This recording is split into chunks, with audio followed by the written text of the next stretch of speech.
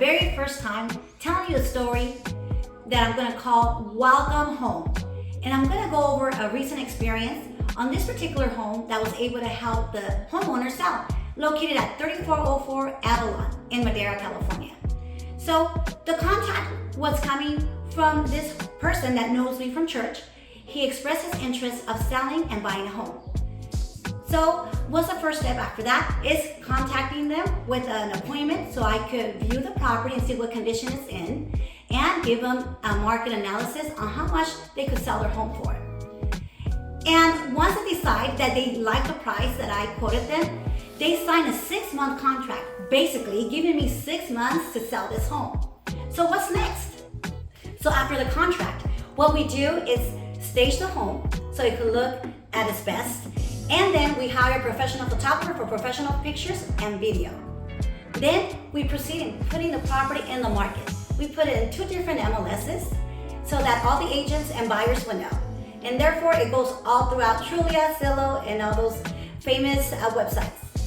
And then we host open houses. So what happens after all that work? We got 2 bids, but unfortunately both buyers decided to cancel. One before even opening escrow. So the time was running out. We were just 1 week shy from the 6 months before the contract expired, and we were not getting another offer. Even the homeowner was kind of upset at this point, saying, "Miriam, thank you for your services. This is the 3rd attempt that we tried to sell this home, but apparently there's just not, happening." So I was feeling bad at that point, but I did, encourage her that I still had 1 week and we were still working hard in getting it sold.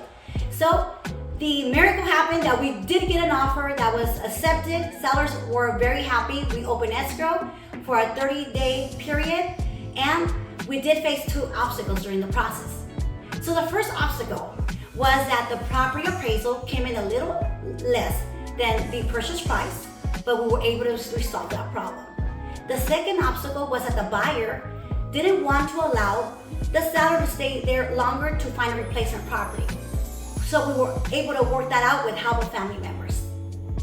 So in the end, the sellers were very happy that they were able to make enough profit to invest in their forever home. Now they live in a beautiful neighborhood, newer home, the size that they wanted, because they did have to downsize from a 2-story, 5-bedroom, 3-bathroom, to a single-story, 3-bedroom and 2-bathroom. That is a nice welcome home story. I hope this helps you understand the process that goes behind from the first day that the first sale sign it's up in the front yard to the last day we remove it. And now it is lengthy and very emotional, but it is well worth it.